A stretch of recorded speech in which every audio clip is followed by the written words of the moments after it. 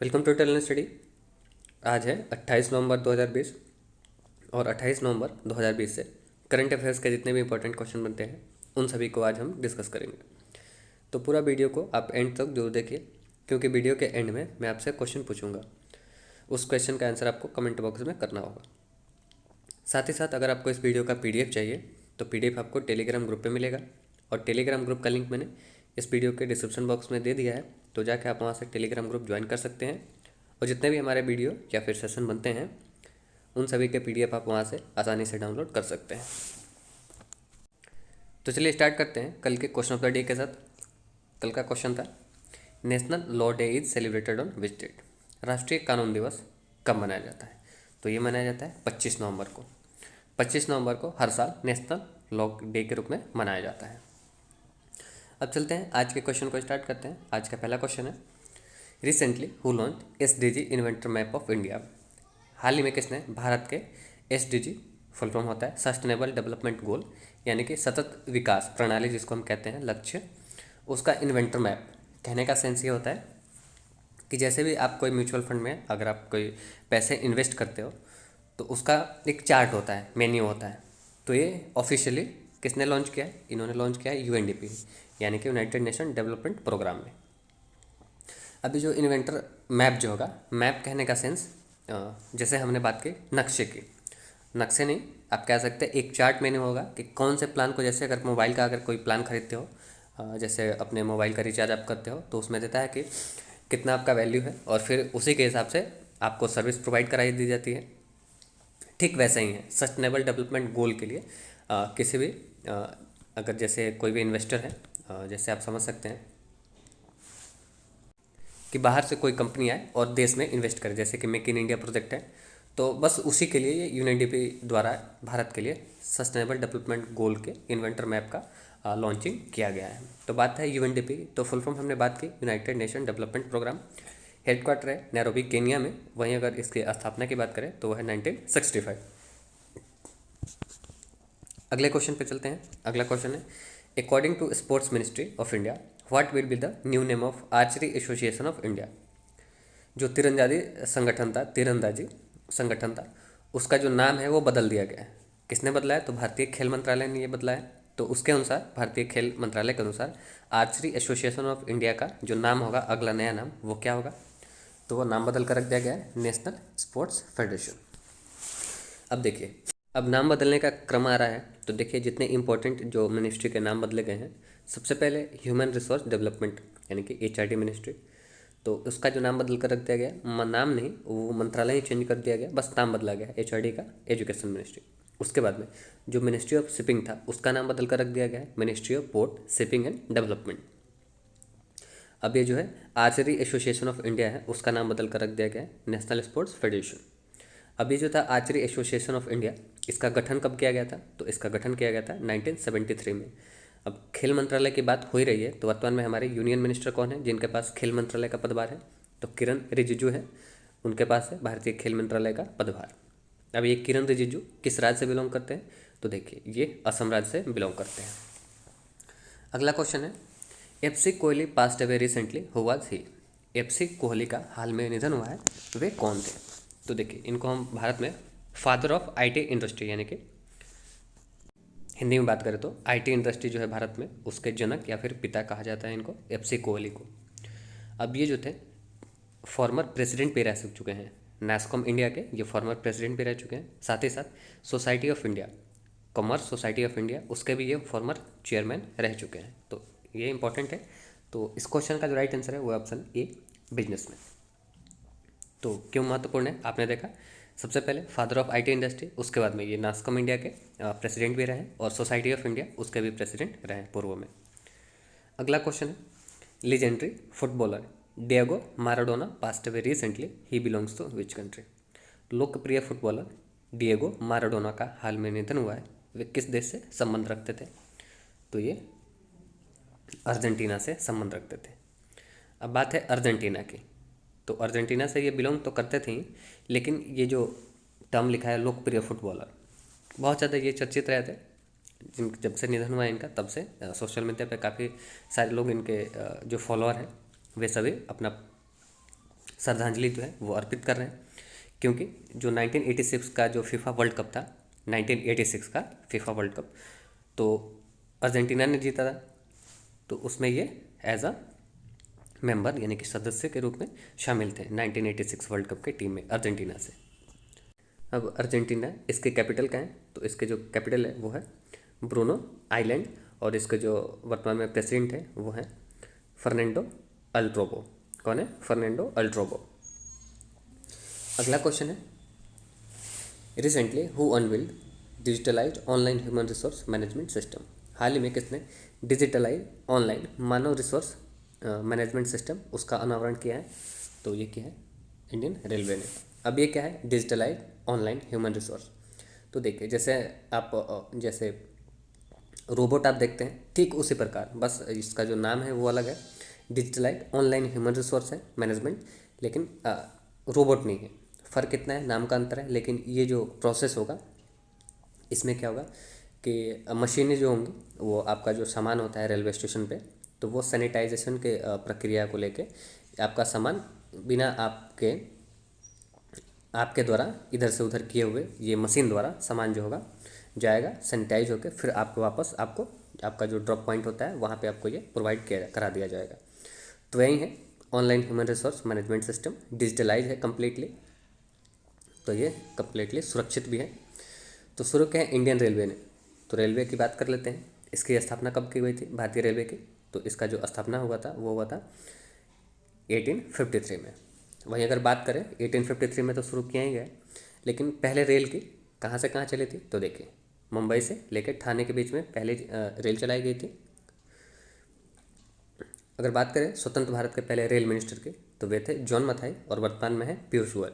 अच्छा, पीयूष गोयल से अगर आप कनेक्ट करना चाहें एक चीज़, कार्नोट पुरस्कार जो कि रेलवे के संबंध है, रेलवे से संबंध रखता है, कार्नोट पुरस्कार उससे सम्मानित किया गया था 2019 में पीयूष गोयल को। अगला क्वेश्चन है, who chaired the 33rd edition of Pragati introduction recently. हाल ही में हुए 33वें संस्करण प्रगति इंट्रोडक्शन का उसकी अध्यक्षता किसने की है?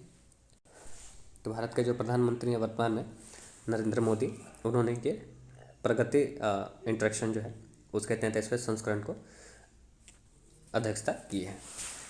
अब ये क्या है प्रगति इंट्रोडक्शन? तो देखिए, जितने भी इन्वेस्टर होते हैं, माफ़ कीजिएगा, इन्वेस्टर जो पैसे इन्वेस्ट करते हैं डिफरेंट प्रोजेक्ट के तहत, जैसे आप उद्योगपति आप कह सकते हैं शॉर्ट में, तो उन्हीं का एक ये समिट होता है। उनमें क्या होता है कि ये जो अध्यक्ष करते हैं वो देखते हैं कि इनकी प्लानिंग क्या है, जो उद्योगपति हैं उनकी प्लानिंग क्या है। आप एक तरह से कह सकते हैं कि राउंड टेबल कॉन्फ्रेंस ही है। तो उसमें जितने भी उद्योगपति होंगे उनका प्लान, मैनेजमेंट और कैसे वे पैसे को इन्वेस्ट करते हैं ताकि भारत में उसका फ़ायदा हो।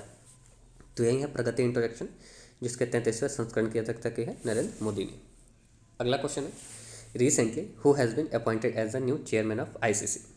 आईसीसी यानी कि इंटरनेशनल क्रिकेट काउंसिल के नए अध्यक्ष कौन नियुक्त किए गए हैं? देखिए, न्यूजीलैंड के पूर्व क्रिकेटर थे, अंतर्राष्ट्रीय क्रिकेटर गर्ग बार्कले, इनको आईसीसी का नया चेयरमैन नियुक्त कर दिया गया है। ये कहाँ से बिलोंग करते हैं? तो न्यूजीलैंड से बिलोंग करते हैं। तो अगर हम बात करें, इनसे पहले जो चेयरमैन थे वे कौन थे? वे थे शशांक मनोहर। अच्छा, अगर बात करें सीईओ की, तो वो है मनोज शाहनी। कुछ समय पहले हमने देखा था एज अ इंटरिम चेयरमैन यानी कि तत्कालीन अध्यक्ष कौन चुने गए थे? शशांक मनोहर। अब हो गए हैं पूर्णकालिक ग्रे बार्कले। अब बात है आईसीसी की, तो इंटरनेशनल क्रिकेट काउंसिल जो इसका फुल फॉर्म है, इसकी स्थापना हुई थी 1909 में। इसका हेडक्वार्टर है यूएई के दुबई में। अगला क्वेश्चन है, which countries PM has been nominated for the Nobel Peace Prize 2021 recently. हाल ही में किस देश के प्रधानमंत्री को नोबेल शांति पुरस्कार 2021 के लिए नामित किया गया है, नॉमिनेट किया गया है? तो देखिए, इजराइल के जो प्रधानमंत्री हैं बेंजामिन नेतन्याहू, उनको 2021 के नोबेल शांति पुरस्कार के लिए नामित किया गया है। अमेरिका के जो राष्ट्रपति थे डोनाल्ड ट्रंप, पूर्व राष्ट्रपति थे, उनको 2020 के शांति पुरस्कार के लिए नॉमिनेट किया गया था। क्यों किया गया था? तो देखिए, इजराइल और ईरान के बीच में इन्होंने मेडिएटर का काम किया था। मेडिएटर कहने का मतलब मध्यस्थता, तो इसलिए डोनाल्ड ट्रंप को 2020 के शांति पुरस्कार के लिए नॉमिनेट किया गया था। वहीं अगर बात करें 2020 की शांति पुरस्कार नोबेल पीस प्राइज़ किसको दिया गया? तो WFP यानी कि वर्ल्ड फूड प्रोग्राम, उसका हेडक्वार्टर कहाँ है? तो उसका जो हेडक्वार्टर है वो है रोम, इटली में। 2020 का शांति पुरस्कार उसे दिया गया है। हालांकि हम बात कर रहे हैं इसराइल के प्रधानमंत्री की। तो इसराइल के प्रधानमंत्री तो हैं बेंजामिन नेतन्याहू। इसराइल की कैपिटल क्या है? तो इसराइल की कैपिटल है जेरूसलम। इसराइल की करेंसी क्या है? तो इजरायली न्यू शाकिल। अच्छा, इसराइल के संसद का नाम कई दफ़ा एग्जाम में पूछा जाता है। तो इसराइल के संसद का नाम क्या है? तो इसराइल का संसद का नाम है नेसेट। अच्छा, इसराइल में है स्ट्रीट जो है उसका नाम है तेल अवीव। उसका नाम बदल कर रख दिया गया है गुरुनाथ टैगोर स्ट्रीट, जो कि बहुत ही महत्वपूर्ण है। अगला क्वेश्चन है, who chaired Afghanistan India summit 2020 held recently. हाल ही में हुए अफगानिस्तान इंडिया 2+2 डायलॉग या फिर आप सम्मेलन कह सकते हैं, जो कि 2020 में हाल ही में की गई है, आयोजित की गई है। उसकी अध्यक्षता किसने की है? तो वर्तमान में हमारे जो विदेश मंत्री हैं एस जयशंकर, सुब्रमण्यम जयशंकर, इन्होंने हाल ही में अफगानिस्तान इंडिया सम्मेलन 2020 की अध्यक्षता की है। अब देखिए, अब बात आ रही है अफगानिस्तान की। तो अफगानिस्तान और इंडिया अगर आप मैप में देखें तो ये भारत के साथ सीमा नहीं शेयर करती है आधिकारिक रूप से। अगर देखें पॉलिटिकली अगर आप देखें तो ये तो शेयर करती है, लेकिन जो ये अफगानिस्तान का जो हिस्सा है, ये जो पाक ऑक्युपाइड कश्मीर जो है, यानी कि जो अनाधिकारिक रूप से जो पाकिस्तान ने कब्जा किया है, भारत का जो क्षेत्र है, टेरिटरी है, उसको पीओके कहा जाता है। पीओके यानी कि पाक ऑक्युपाइड कश्मीर। तो उसी में ये अफगानिस्तान का जो सीमा रेखा है भारत के साथ जो पहले मिलता था, वे अब नहीं दिखते हैं। तो अगर हम बात करें अफगानिस्तान और भारत के तब के रेखा की कितने किलोमीटर ये बाउंड्री शेयर करते थे, तो 102 किलोमीटर ये सीमा रेखा शेयर करते थे। वहीं अगर बात करें अफगानिस्तान और भारत के जो सीमा रेखा जो डिवाइड करने के बाद जो सीमा रेखा का नाम रखा गया, जैसे भारत और पाकिस्तान का है रेड क्लिफ लाइन, वैसे ही है अफगानिस्तान और इंडिया का डुरंट रेखा। महत्वपूर्ण है। अब बात है अफगानिस्तान, तो इसकी कैपिटल क्या है? तो अफगानिस्तान का जो कैपिटल है वह है काबुल और करेंसी है अफगानी रुपया। अगला क्वेश्चन है, recently who launches national portal for transgender person. हाल ही में किसने ट्रांसजेंडर लोगों के लिए राष्ट्रीय पोर्टल लॉन्च किया है? राष्ट्रीय पोर्टल कहने का मतलब यूनिवर्सल पोस्टल। किसने लॉन्च किया है? तो इसको लॉन्च किया है ऑप्शन बी थावर चंद गहलोत। ये कौन है? तो देखिए, वर्तमान में minister of social justice and empowerment, Hindi में बात करें तो केंद्रीय सामाजिक न्याय और आधिकारिक मंत्री हैं थावर चंद गहलोत, जिन्होंने भारत में पहली बार ट्रांसजेंडर के लिए यूनिवर्सल पोर्टल या फिर नेशनल पोर्टल लॉन्च किया है। अगला क्वेश्चन है, who launches the book based on Guru Nanak Dev written by कृपाल सिंह। कृपाल सिंह द्वारा लिखित गुरु नानक देव के जीवन पर आधारित पुस्तक को हाल ही में किसने लॉन्च किया है? तो इसको लॉन्च किया है ऑप्शन है नरेंद्र मोदी। अगर पुस्तक के नाम की बात करें तो वो है गुरु नानक देव। किताब का टाइटल है गुरु नानक देव, जिसके ऑथर रहे हैं कृपाल सिंह। तो उसको लॉन्च किया है नरेंद्र मोदी ने। अब बात है गुरु नानक देव की। अब ये कौन है गुरु नानक देव? तो देखिए, सिखों के सबसे पहले गुरु थे गुरु नानक देव। अगर अंतिम की बात करें तो वे कौन है? तो वे हैं गुरु गोविंद सिंह। अक्सर कन्फ्यूजन होता है स्टूडेंट को, पहले हैं गुरु नानक देव और अंतिम है गुरु गोविंद सिंह। अगला क्वेश्चन है, which of the following company has partner with ICICI Lombard to offer कोविड-19 फोकस्ड हेल्थ इंश्योरेंस। निम्न में से किसने कोविड-19 स्वास्थ्य बीमा के लिए ICICI लोम्बार्ड के साथ समझौता किया है? तो ये समझौता किया है ऑप्शन है फ्लिपकार्ट ने। अब फ्लिपकार्ट ने किया है हेल्थ इंश्योरेंस के लिए ICICI लोम्बार्ड के साथ। तो फ्लिपकार्ट, इसकी स्थापना कब हुई थी? तो फ्लिपकार्ट की स्थापना हुई थी 2003 में, और इसका जो हेडक्वार्टर है वह है महाराष्ट्र मुंबई में। अब बात है फ्लिपकार्ट की, क्योंकि फ्लिपकार्ट ने ये हेल्थ इंश्योरेंस कवर करने के लिए ICICI लोम्बार्ड के साथ समझौता किया। तो फ्लिपकार्ट, इसकी स्थापना कब हुई थी? इसकी स्थापना हुई थी 2003 में। हेडक्वार्टर है कर्नाटका बेंगलुरु में, और इसके जो फाउंडर हैं वे कौन है? सचिन बंसल और विनी बंसल, फाउंडर फ्लिपकार्ट के। एग्जाम में अक्सर क्वेश्चन पूछा जाता है। तो आज के क्वेश्चन समाप्त होते हैं। अब बात है क्वेश्चन ऑफ द डे की। क्वेश्चन है, recently which film has been selected by India for Oscar 2021।